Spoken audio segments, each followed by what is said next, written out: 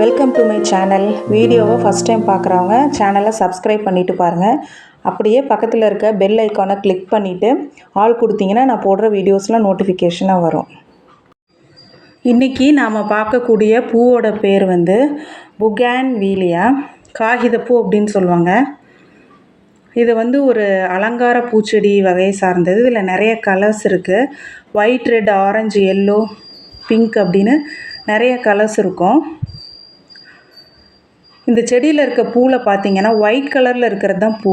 சுற்றி இருக்கிறது எல்லாமே வந்து பிராக்ஸ் அப்படின்னு சொல்லுவாங்க. பிராக்ஸ் அப்படின்னா அந்த பூவை சுற்றி இருக்கக்கூடிய ஒரு கலர்ஃபுல்லான இலை.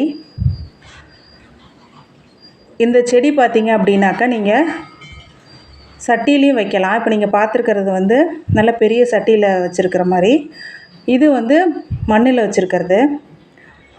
இந்த மாதிரி நல்லா பூ பூத்துட்டு இருந்த ஒரு செடி நாங்கள் இப்போ வந்து கட் பண்ணி வச்சுருக்கோம்.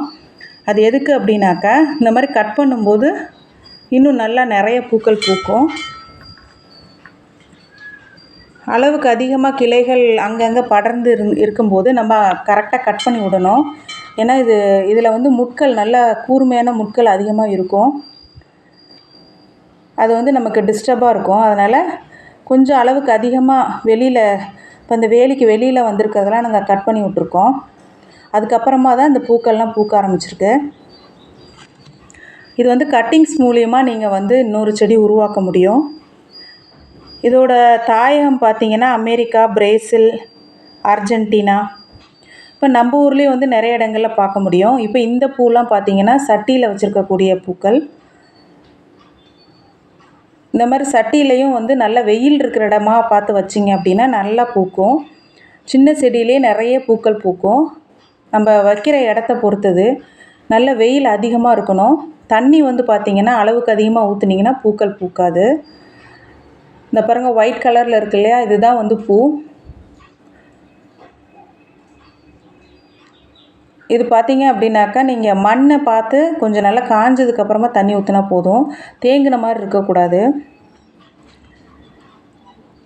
ஒரு புதர் வகை இல்லாட்டி ஒரு சிறிய மரம் போல் வளரக்கூடிய செடி இது. குறைஞ்சது ஒரு 6லேருந்து 8 மணி நேரம் வெயில், சூரிய ஒளி இதுக்கு தேவைப்படும்.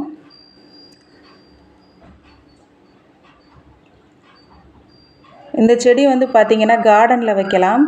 இதே மாதிரி வேலி ஓரங்களில் வைக்கலாம். நீங்கள் மாடி தோட்டத்தில் கூட நீங்கள் நல்லா பெரிய சட்டியில் வச்சா கூட நல்லா வரும். நல்லா வெயிலுக்கு நல்லாவே வரும். நல்லா கட் பண்ணி விடணும், அப்போ நல்லா பூக்கும். பொதுவாக பார்த்திங்கன்னா இந்த செடி வந்து ரொம்ப பேர் விரும்புவாங்க. இதில் வந்து ஏன்னா இது வந்து இந்த பூக்கள் வந்து வாடாது, ரொம்ப நாளைக்கு அப்படியே இருக்கும். இந்த வீடியோ பிடிச்சிருந்துச்சுன்னா லைக் பண்ணுங்கள், ஷேர் பண்ணுங்கள். சப்ஸ்கிரைப் பண்ணாதவங்க சப்ஸ்கிரைப் பண்ணிவிட்டு பாருங்கள். தேங்க்யூ.